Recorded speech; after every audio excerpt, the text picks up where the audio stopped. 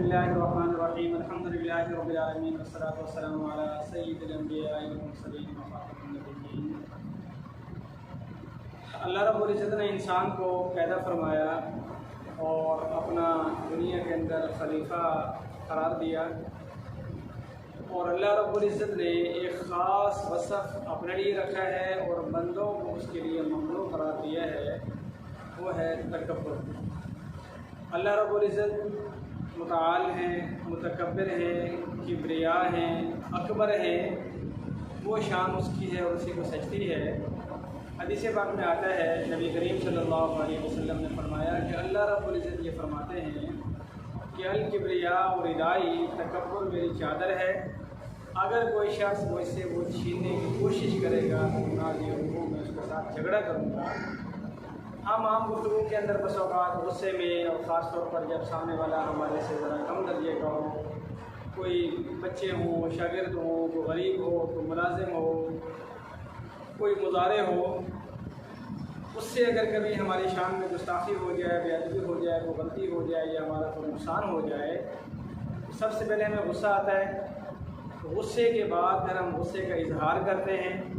फिर उसके बाद हमारा अल्फाज और हमारे अंदाज़ बढ़ते बढ़ते वहाँ जा पहुँचते हैं जहाँ नहीं पहुँचने चाहिए, यहाँ तक कि हमारा उस वक्त के अल्फाज और अंदाज़ इंतहाई तकब्बुर का शाहकार होते हैं और वो किबर के अंदर डूबे हुए, भीगे हुए अल्फाज होते हैं,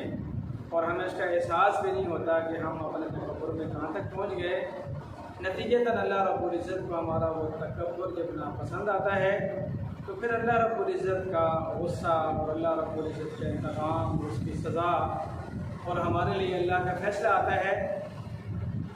तो आम तौर पर अल्लाह रब्बुल इज़्ज़त ने, हम जब तारीख़ में देखते हैं, ऐसे तो हुआ है कि गुनाहगारों को माफ़ी हो गई हो, लेकिन जहाँ जहाँ तकब्बुर था वहाँ वहाँ अल्लाह रब्बुल इज़्ज़त ने उन लोगों को दुनिया के सामने इबरत का निशान बनाया। हज़रत मूसा अलैहिस्सलाम और आपके मध्य मुकाबिल फ़िरौन है, तो फ़िरौन ने उस वक़्त कहा था कि अना रब्बुकुमुल आला, मैं तुम्हारा आला रब हूँ, सबसे बड़ा रब हूँ। अल्लाह रब्बुल इज़्ज़त फरमाते हैं फ़अख़ज़हुल्लाहु नकालल आख़िरति वल ऊला इन्न फ़ी ज़ालिका लइब्रतन लिमन यख़शा, कि हमने उसको ऐसा पकड़ा, ऐसा जकड़ा, ऐसी सज़ा दी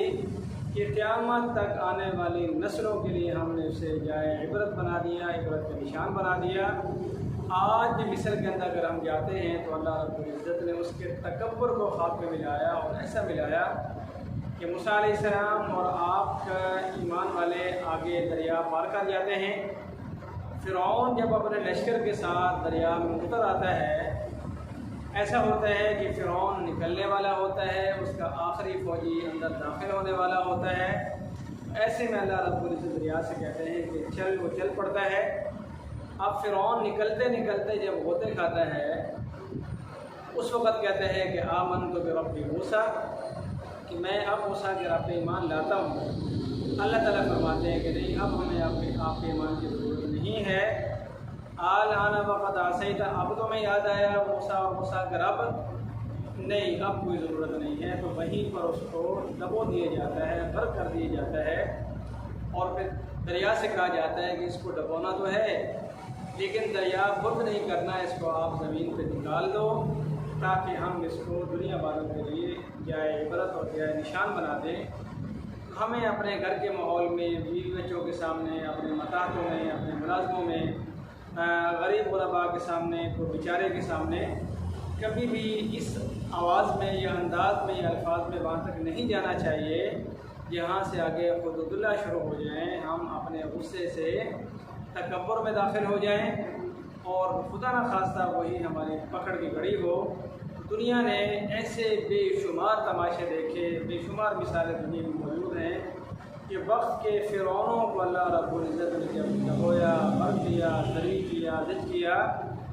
तो वो दुनिया के बिल्कुल आला तरीन ओहदों पर होने वाले लोग अपनी ज़िंदगी के अंदर ही अपनी ज़िल्लत और रुसवाई देखते रहे, और जिन पर जुल्म ढाए, सितम ढाए, क़त्ल व गारत की, जो घर उजाड़े, जो औलाद यतीम की, जो सुहाग बर्बाद किए, तो अल्लाह रब्बुल इज़्ज़त ने उनको, हम जिस मुल्क में रहते हैं यहाँ पर भी हम अपनी आँखों के सामने अपने कानों सुना बहुत कुछ देखते रहते हैं, देख चुके हैं कि वक्त के फ़िरौन वो ललकार कर कहने वाले कि भाई हम ताकत का मुजाहरा करने वाले हैं, वहाँ सेट करेंगे जहाँ तुम्हें पता भी नहीं चलेगा। आज वो बिस्तर मर्ग पर पड़े हुए लोगों के लिए इबरत का निशान है।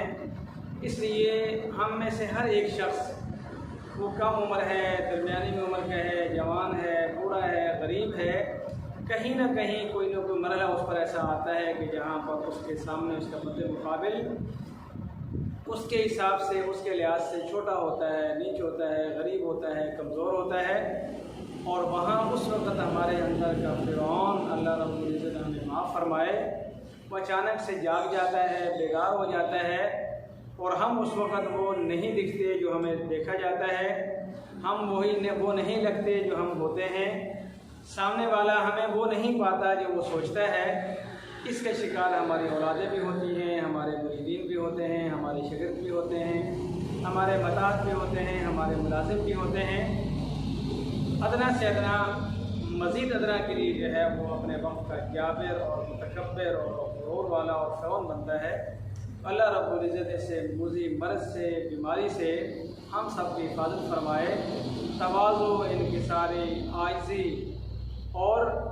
अपने आप को मिटा कर रहने वाला और चलने वाला बनाए, जो अल्लाह को भी पसंद है और अल्लाह के मखलूक को भी पसंद है।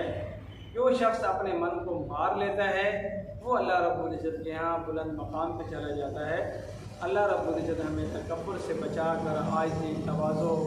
लिल्लाहियत और इनकिसारी वाली ज़िंदगी अपनाने की तौफ़ीक़ अता फ़रमाए। वमा अलैना इल्लल बलाग।